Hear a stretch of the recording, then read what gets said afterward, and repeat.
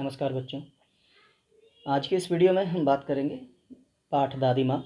ठीक है, जो 7वीं कक्षा का है आपका।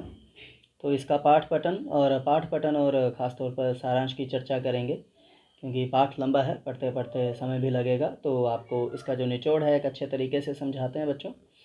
तो ये पाठ जो है शिव प्रसाद सिंह जी द्वारा लिखा गया है। तो अब इस पाठ में क्या है कि लेखक जी को जब तब अपने गांव घर की याद आती रहती है, सभी को आती है। विशेषकर दादी माँ से उसका गहरा लगाव रहा है, हम लोगों का भी रहता है। आज अचानक उनकी दादी की मृत्यु की खबर सुनकर वह स्तब्ध हो गए, हैरान हो गए, और बचपन से लेकर अब तक दादी के साथ बिताए लम्हे, जो पल उनकी आंखों के सामने घूम जाते हैं। तो आप समझ सकते हैं बच्चों क्या है।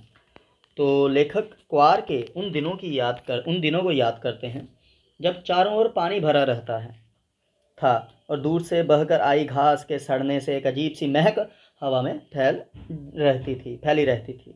इसी मौसम में झाग वाले पानी से भरे तालाब में कूदकर नहाना बच्चों को अच्छा लगता था। इसी पानी में एक दो बार नहा लेने पर लेखक बीमार भी पड़ गए थे। दादी दिन रात उनकी चारपाई के पास बैठी रहती और हाथ पैर छूकर ज्वर का अनुमान करती। ज्वर अर्थात बुखार।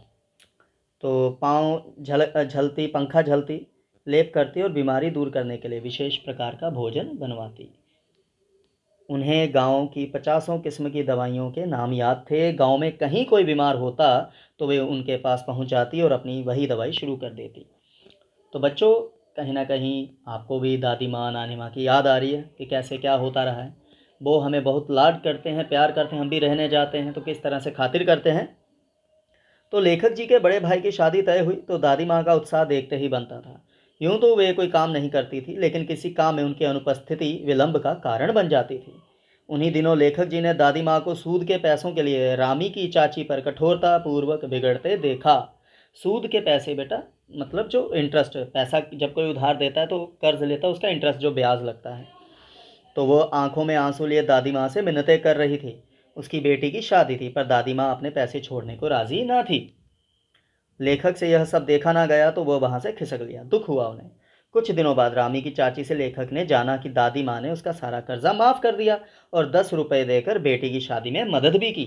बच्चों, अब 10 रुपए देखने में, सुनने में कम लग रहे हैं, पर ये वो समय की बात है। तो ये घटनाएं दादी की कठोर प्रशासनिक प्रवृत्ति के साथ उनके कोमल स्वभाव को भी उजागर करती हैं। विशेषकर लेखक उनके लाडले थे और उन्हें लगता था कि किसी प्रकार का अपराध हो जाने पर दादी माँ की छाया में खड़े हो जाने से अभयदान मिल जाएगा। जैसे हम भी माँ बाप, नाना नानी, दादा दादी के साथ खड़े हों, कोई मुश्किल आती है, यहाँ अपराध हो जाए तो हमें लगता है जो हमें बचाने वाला है तो वो अभयदान है कि हम बचे रहेंगे। तो दादाजी की मृत्यु के बाद दादी माँ उदास रहने लगी। धोखेबाज शुभ चिंतकों की वजह से भी परेशानी काफ़ी बढ़ गई। शुभ चिंतक, जो लोग किसी का ध्यान रखें, उनका मतलब भला सोचें। तो लेखक जी के पिताजी ने दादाजी के श्राद्ध में काफ़ी रुपए खर्च कर दिए थे। तो एक शाम माघ की कड़ाके की ठंड में नहाकर गीली धोती पहने दादी माँ संदूक पर दिया जलाए और हाथ जोड़े बैठी थी। उनकी आंखों से आंसू देखकर लेखक से रहा नहीं गया। उन्होंने दादी से रोने का कारण पूछा। दादी माँ मुस्कुराते हुए उन्हें प्यार से खींचकर रसोई में खाना खिलाने ले गई लेखक जी को। अगले दिन लेखक जी ने देखा कि दादी माँ ने दादाजी की दी हुई निशानी, सोने के कंगन, संदूक से निकालकर पिताजी को दिए ताकि वे कर्ज चुका सके। लेखक जी को दादी माँ किसी शापग्रस्त देवी सी लगी। अब सीधी सी बात है बच्चों, जब उनके पतिदेव चले गए तो उदास होता है मन, चाहे घर के सभी पास हों। तो यहाँ पर बात हुई शापग्रस्त। शाप होता है जैसे पुराने समय में हम सुनते हैं, या तारक मेहता में दया भी कहती मैं तुम्हें श्राप देती हूँ। तो लेखक अतीत से वर्तमान में लौट आए। बड़े भाई का लिखा पत्र अब तक उनके हाथों में कांप रहा था और वह यकीन नहीं कर पा रहे थे कि दादी माँ सचमुच नहीं रही। तो अब यहाँ जो मेरे नानी माँ थे, उन्होंने भी बहुत मुझे प्यार दिया था। तो वही चीज़ें याद आती हैं कि जब वो चले गए इस दुनिया से तो कैसे रूह कांप जाती थी।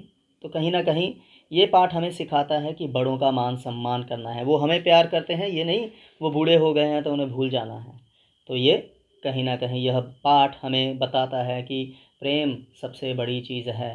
घर वालों से होना बहुत ज़रूरी है। दादी माँ, नानी, नाना, नानी, मामा, मामी, चाचा, चाची, सब। तो ये हमारे ज़िंदगी के हिस्से हैं।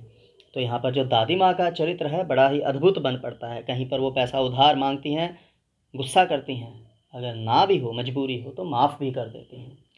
तो ये इस पाठ का बच्चों सारांश है।